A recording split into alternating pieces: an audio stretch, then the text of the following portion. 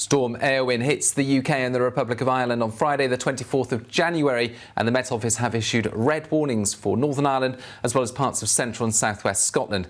Now, we don't issue red warnings lightly. They are issued when there is a likely danger to life and severe disruption. In fact, since these impact-based warnings were started back in 2011, Northern Ireland has never had a red warning before. The last red warning for Glasgow was back in 2012. So you can see how rare these red warnings are.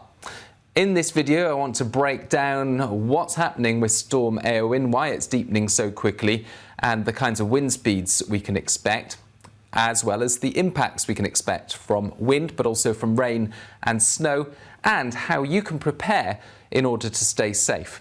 But first of all, we've had some lively weather across the UK during Thursday, and it's all because of this occluded front which has moved in from the west. It brought quite widespread heavy rain, thunder, lightning, hail, as well as some very damaging wind gusts in parts of the southwest, and it's now moving eastwards at the time of recording into the rest of the UK. That's not Storm Éowyn, but it does mark a transition to much more changeable, in fact unsettled weather compared with the calmer conditions that we began the week. Now, whilst we began the week with calm conditions, there was an intense cold wave across North America, which affected much of Canada, central and eastern US, and we were flagging that this time last week because of the consequences it would have on the UK's weather. And we are now seeing those consequences play out over the North Atlantic in the form of a strengthened jet stream. When we get large temperature contrasts, it often adds fuel to the jet stream, and as that cold wave pushed south across North America, it clashed with warmer subtropical air, and we saw that temperature contrast, and we saw jet stream speeds in excess of 250 miles an hour. Those intense wind speeds way up in the troposphere, well, they can help to spin up areas of low pressure and deepen them, and now we are seeing that play out for Storm Éowyn. This is the chart for 7 a.m. Thursday, the 23rd of January, and if I just point out the central pressure there of Storm Éowyn as it's beginning its intense deepening phase, as it's moving onto the cold side of the jet stream. That's where these low pressure systems can rapidly deepen it. It's got a central pressure at this point of 978 hectopascals or millibars.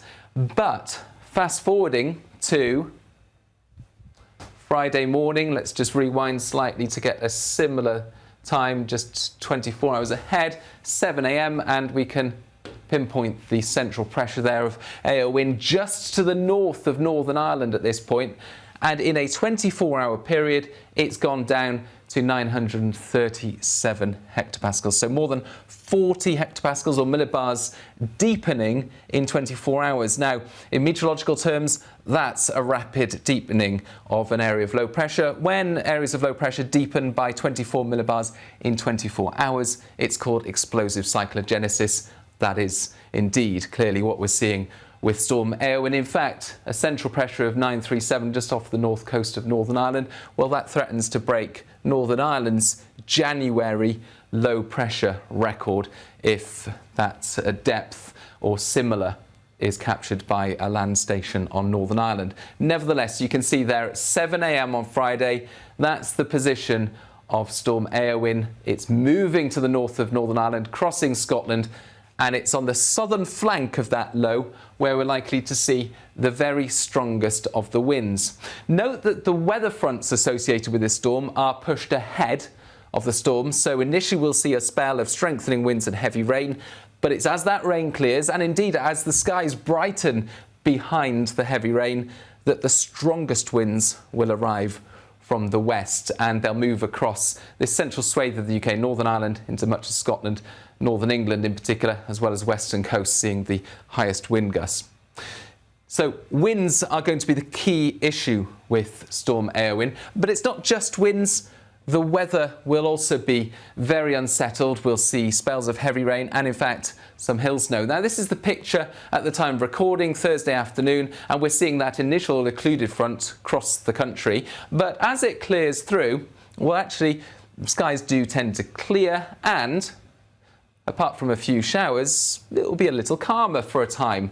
That will allow temperatures to fall away, so we'll see temperatures dipping on Thursday evening after dark, close to freezing in places. And as that cold air sits in place across eastern parts of the UK, well, we'll see Storm Éowyn push its initial band of rain in from the west. You can see the bright colours there across Ireland, into Northern Ireland, into Wales and the southwest by midnight. And this is the point at which the winds really start to pick up. So if you're wanting to prepare for this storm, you'd need to do it on Thursday before nightfall, because the winds are rapidly increasing overnight. And as you can see, that band of rain moves through. 2 a.m. Friday, a noisy night out there, heavy rain, strengthening winds and some hill snow coming through for parts of northern UK. In particular, north of the central belt as the band of rain bumps into the cold air, and it's really above about 300 metres across the Highlands and the Grampians where we're likely to see the most significant snow coming through. Meanwhile, the rest of the UK, during the night time, predominantly affected by this spell of heavy rain, and that rain, as well as some showery rain following, is likely to cause some impacts, especially across west and southwestern parts of the UK, where there's the risk of 25 millimetres widely and 60 millimetres over hills, falling in around 6 hours, a relatively short amount of time. That could cause some issues. Yellow warnings have been issued for that aspect of the forecast. Yellow warnings have also been issued by the snow. I'll show you more on that in just a moment. But by rush hour, the wettest of the weather's moving through, but there follows this occluded front wrapping round into Western Scotland and Northern Ireland, and it's on this feature where the very strongest swathe of winds is expected. Now that's going to affect western parts of the Republic of Ireland during the early hours. It's then going to move into Northern Ireland during rush hour and into central and southern Scotland a little later in the morning. Meanwhile, the winds are very strong across the rest of the UK as well, with the peak wind speeds likely across the south and southwest during the early morning.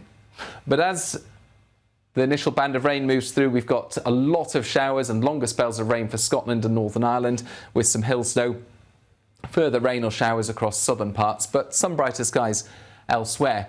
And then the winds do calm down across southern parts of the UK later in the day. The rain tends to ease, and the worst of the winds are pushing north across northern Scotland.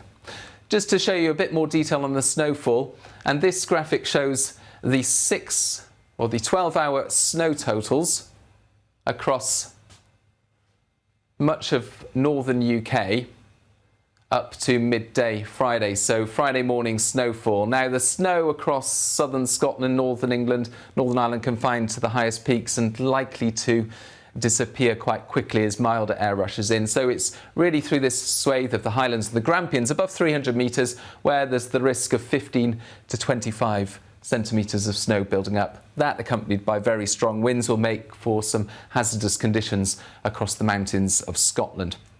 So we've got the rain warning, we've got the snow warnings, but the main concern from Storm Éowyn is, of course, the wind. Now, this graphic shows the 24-hour maximum wind gusts. So the highest wind gust we're expecting throughout Thursday is on the map there with the key on the left.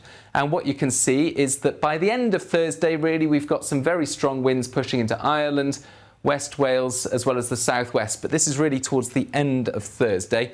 The worst of the winds then you can see just offshore across Ireland. And then these are the 24-hour maximum wind gusts across the UK on Friday itself. And what you can see is widely across England and Wales, 50 to 60 mile/hour wind gusts. But for some of these exposed parts of southern England, West Wales into northern England, 70 or 80 mile/hour wind gusts are likely. However, it's Scotland and Northern Ireland where the most powerful wind gusts are likely, as well as, of course, the Republic of Ireland, with 80 to 90 mile/hour wind gusts through central and southwestern parts, as well as into Northern Ireland, western parts of Northern Ireland, and 100 mile/hour wind gusts. That's the darkest colour here, possible in some of the most exposed locations. So zooming on the map there, and you can see exposed parts of southwest Scotland, potentially funneling through the central belt there to give 80 or 90 mile per hour wind gusts, and across Northern Ireland fairly widely 80, 90 mile per hour wind gusts. And then for some of these exposed coasts and hills, particularly towards the north and the west, that's where there's that risk of 100 mile per hour wind gusts. So that gives you a summary of the speed of the wind on Friday. Moving to Saturday, a much less disruptive picture across England, Wales, southern Scotland and Northern Ireland. But during the first half of the day in particular on Saturday, we've got potential for disruption across northern Scotland. And we're talking 80 mile per hour wind gusts in the far north, risk briefly of 90 as Storm Éowyn moves away. We're not out of the woods either, because by the time we get to early next week, there's the risk of very strong winds as well across the south and southwest of the UK. More on that in just a moment, but going into a bit more detail in terms of the timings of the strongest winds. And during the rest of Thursday, the winds rapidly strengthen, as you can see, across Ireland into Northern Ireland by the early hours. And it's this swathe of very strong winds that moves in to bring the most disruption and potentially the most danger. The strongest winds, the 60, potentially 70 mile per hour wind gusts across the south, move through during the morning, and then it's across northwestern parts of the UK where our attention is turned through Friday rush hour up until the middle of the day. And as you can see, Northern Ireland having a very tricky rush hour during Friday morning, then into central and southern Scotland a little bit later in the morning. For the time being, northern Scotland less affected, but those winds are moving north through the day, so that by mid-afternoon, the strongest of the winds are pushing into northern Scotland and then away into Shetland, Orkney, and eventually moving along to affect Norway. So it's no wonder that there are lots of warnings across the UK, and these warnings are continually being updated and refined, so I encourage you to stay up to date by heading to the Met Office website and app. But here are things at the time of recording.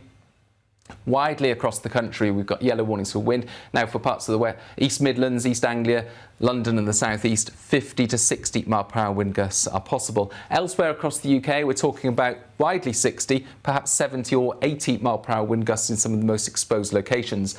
But it's in the red warning area through the Central Belt, southwest Scotland, Northern Ireland, where there is that risk of 80 to 90 mile per hour wind gusts widely and as much as 100 mile per hour wind gusts in the most exposed locations. Now, these are particularly dangerous wind speeds. To put them into context, it's possible that it will be Northern Ireland's worst storm since the Boxing Day storm of 1998.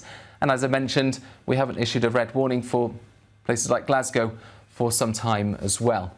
So what can you do to keep yourself safe? Well, the advice is, particularly if you're in the red warning area or indeed the amber warning area, there's a danger to life, and that means that if you've got travel plans, it is worth certainly reconsidering them, because it will be dangerous to travel in this weather. We'll have falling trees, flying debris as well. Stay at home if at all possible. It's likely that bridges will be closed. There'll be ferry, air and rail cancellations and delays. It's likely that there'll be power cuts, so be prepared for power cuts. Grab yourself a mobile phone, battery pack, charger and torch, batteries and all the stuff that you might need if there's a power cut. And dangerous conditions around coast. That's where the highest wind speeds will occur, with the risk of very large waves some distance from the shore. And it's worth bearing in mind that 44% of people who drown never intended to enter the water, and it's in situations like this where coastal areas can be most hazardous. Flying debris again, large waves on coastal routes and so on. And finally, stay up to date with Met Office weather warnings, as well as all the advice from emergency services and local authorities. Now, we're not through the woods. As we go into the weekend, there are further warnings in force, amber and yellow for parts of Scotland, and then further warnings on Sunday as well, as another system arrives. This system not likely to be as disruptive as Storm Éowyn as it moves in on Sunday. It's a more mature low sitting further to the west of the UK, but it is likely to bring a spell of wet and windy weather from Sunday morning. And that, although not as disruptive as Storm Éowyn or not as dangerous, it is likely to hamper clear-up efforts and likely to cause further issues. But for now, all the attention, of course, and the focus is on Storm Éowyn. So stay up to date with the Met Office weather warnings and forecasts. We'll keep you updated right here, and stay safe.